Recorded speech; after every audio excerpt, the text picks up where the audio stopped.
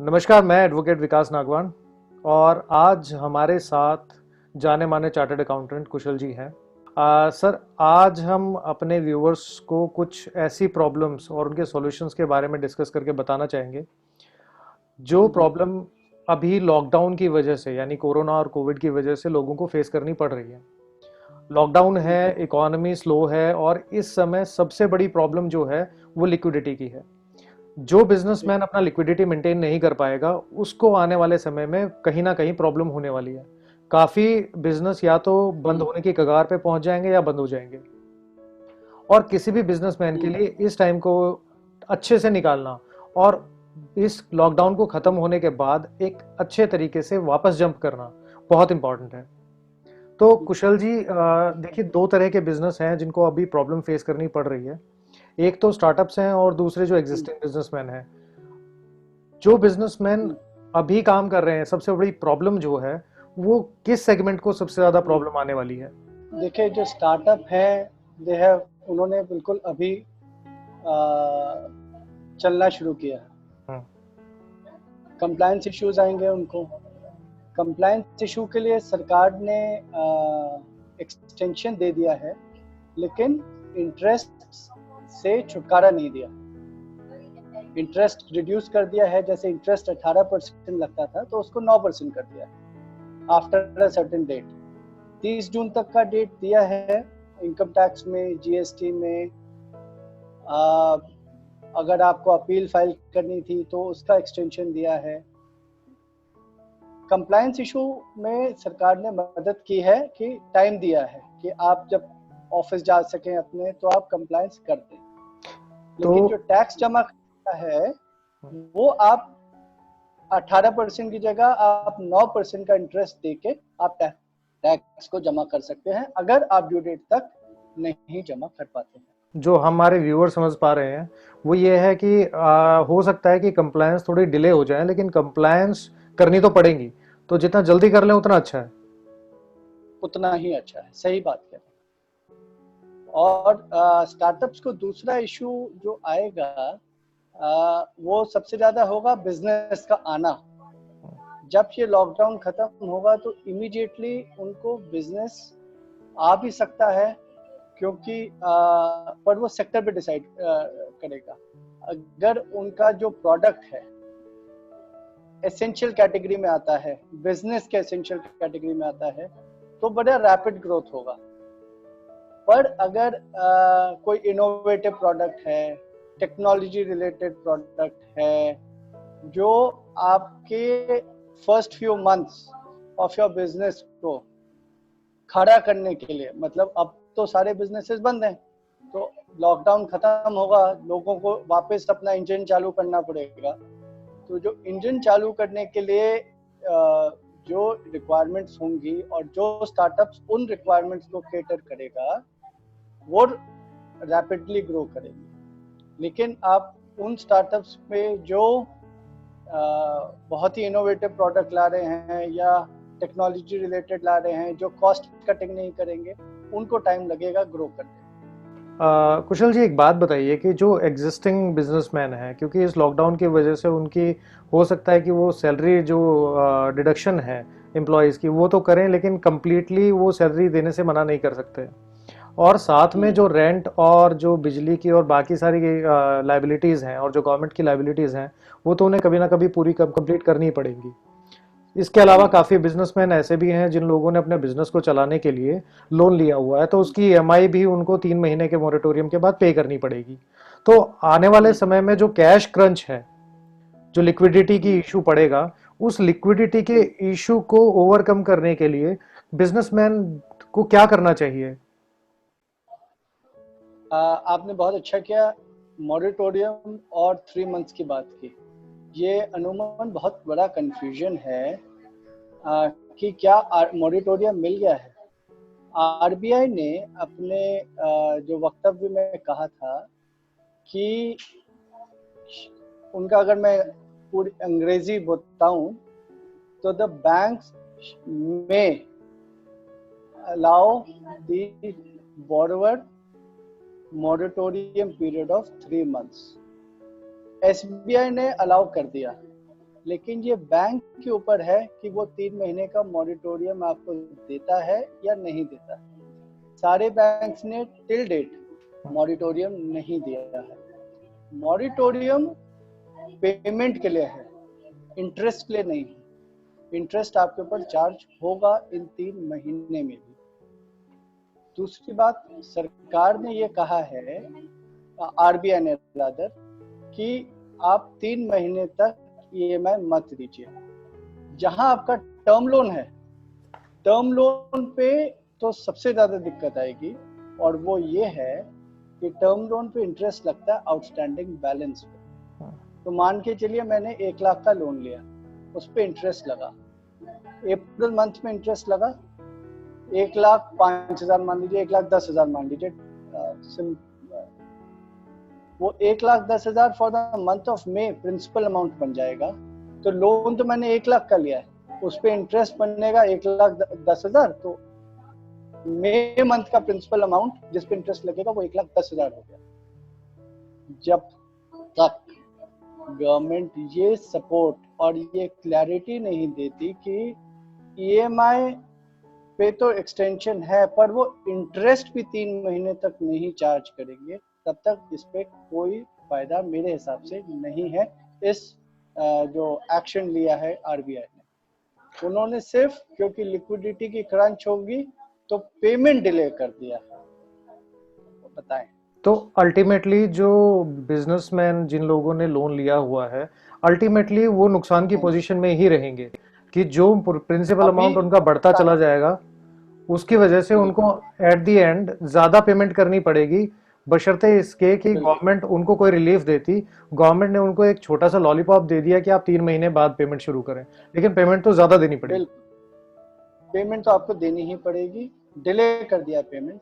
और सबसे बड़ी बात यह है कि हम सब लोग क्रेडिट कार्ड यूज करते हैं, जिसमें डिलेड पेमेंट पे 36% तक का रेट ऑफ इंटरेस्ट है, 36%।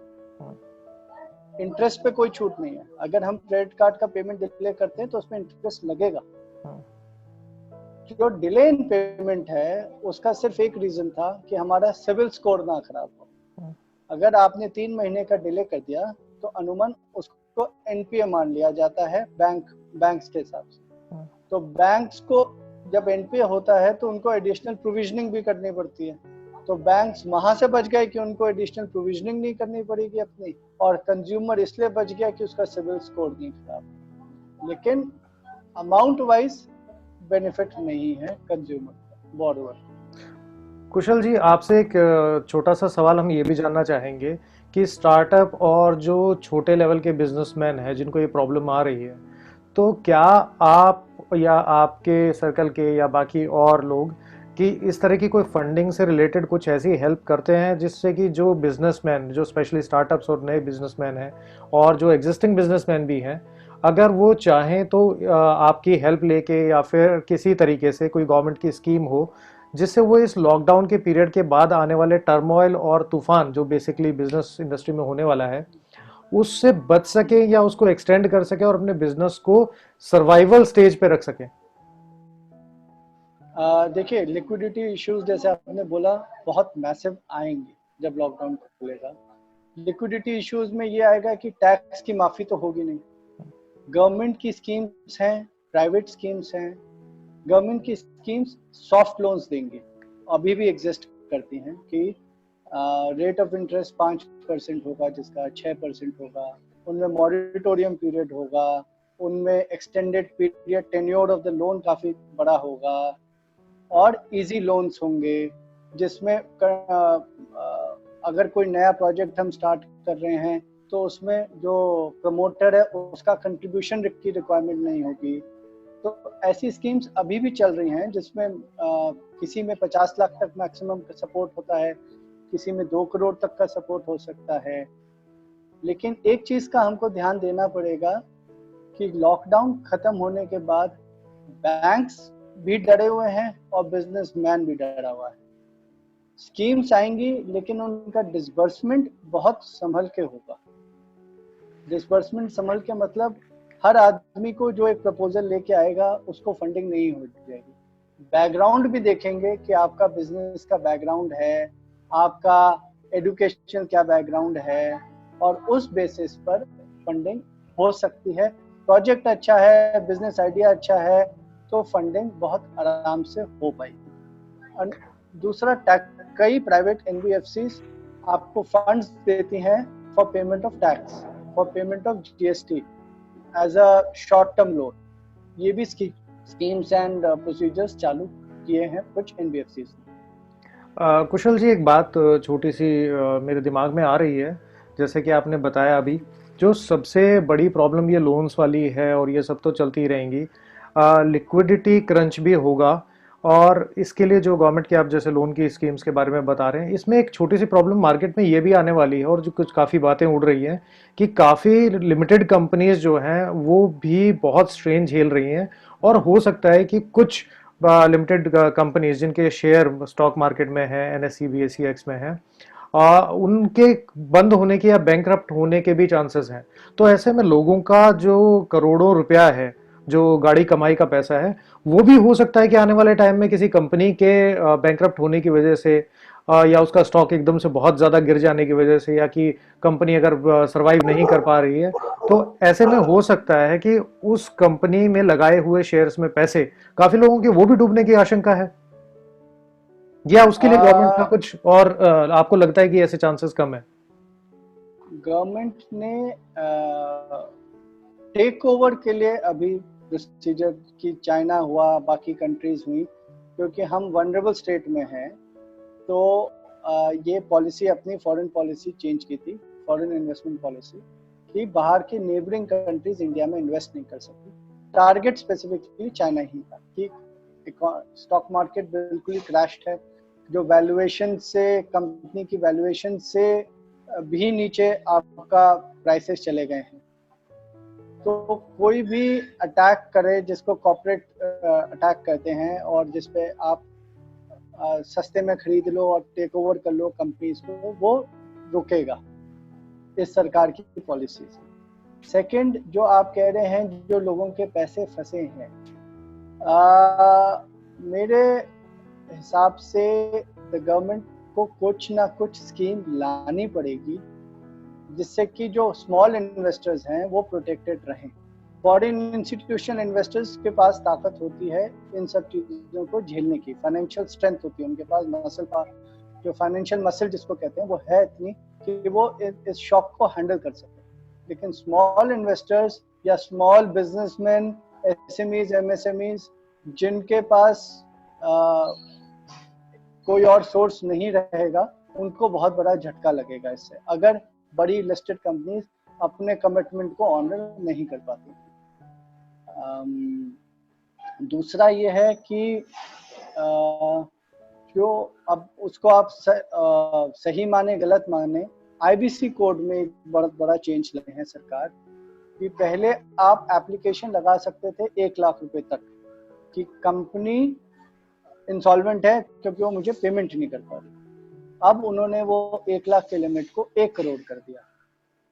सिमिलरली पीरियड भी मेरे हिसाब से 6 महीने कर दिया है उन्होंने, क्योंकि एक रेट्रोग्रेड स्टेप है फॉर एसएमईज और एमएसएमईज जो जिनका पैसा फंस जाएगा। बड़ी कंपनीज, बड़ी लिमिटेड कंपनीज के लिए तो अच्छा है, लेकिन एमएसएमईज एंड एसएमईज के लिए ये एक रेट्रोग्रेड स्टेप है और मैं इसका खंडन नहीं करूंगा। तो अगर कोई कंपनी किसी अपने बिजनेस ट्रांजैक्शन की वजह से अगर बैंकरप्ट होती है या फिर वो सरवाइव नहीं करती है, तो स्टॉक मार्केट में जो पैसा उसके शेयर्स में लोगों ने लगाया हुआ है, उसके डूबने की कितनी आशंका आपको लगती है? कि कितनी कुछ कंपनीज ऐसी हो सकती हैं कि इस तरह की जो डूब जाएं? स्पेशली जो ऑटो कंपनीज हैं, ऑटो सेक्टर, वो बहुत ही ज़्यादा स्ट्रेन में है। वो लॉकडाउन से पहले भी स्ट्रेन में था और लॉकडाउन के बाद तो वो, आपकी बात सही है, कगार पे आ गया है क्लोजर के। ऑटो कंपनीज के साथ दिक्कत ये है कि उनके साथ एंसिलरी कंपनीज बहुत सारी लिंक होती हैं। तो अगर कोई भी एक बड़ी ऑटो कंपनी बंद होती है तो उसके साथ कई हजार कंपनीज जो उनके पार्ट्स मैन्युफैक्चर करती हैं वो भी बंद होती हैं। साथ में जो वर्कर्स हैं ज्यादातर जितने भी पार्ट्स मैन्युफैक्चर करती हैं वो स्मॉल मीडियम इंटरप्राइजेज ही हैं, तो उसको एक बहुत बड़ा झटका लगेगा। अनएम्प्लॉयमेंट, जो स्किल्ड अनएम्प्लॉयमेंट है, उसका दर बहुत ज्यादा बढ़ जाएगा। मेरे अनुमान से तो ये होगा। और इफेक्ट ऑटो सेक्टर हुआ, आपका आईटी सेक्टर हुआ, इसमें काफी मैसिव अनएम्प्लॉयमेंट, स्किल अनएम्प्लॉयमेंट आने वाला है। ठीक है। चलिए कुशल जी, आपका हमारे इस चैनल पे आने का और इतनी अच्छी एजुकेटेड बातें अपने बिजनेसमैन और स्टार्टअप्स के लिए बताने का और इतनी अच्छी नॉलेज अपनी शेयर करने का, हम आपके सबसे पहले तो आपको धन्यवाद देते हैं। और थैंक यू। और हम अपने व्यूअर्स से कहना चाहते हैं कि अगर उनको किसी तरह की कोई लीगल प्रॉब्लम है, कोई कंप्लायंस से रिलेटेड इशू है, या उनको अपनी लीगल ट्रांजैक्शंस को और लीगली सिक्योर करना है, बिजनेस ट्रांजैक्शंस को और स्ट्रॉन्ग करना है, तो उसके लिए आप लोग अपने इस कमेंट सेक्शन में हमसे पूछ सकते हैं और हमें कांटेक्ट भी कर सकते हैं, और हमारी टीम आप लोगों की फ्री ऑफ कॉस्ट मदद करेगी। कोरोना और कोविड-19 की वजह से जो टर्मोइल इस टाइम देश में चल रहा है, जो लॉकडाउन की सिचुएशन चल रही है, इस समय हमें एक दूसरे के साथ देने की बहुत ज़रूरत है।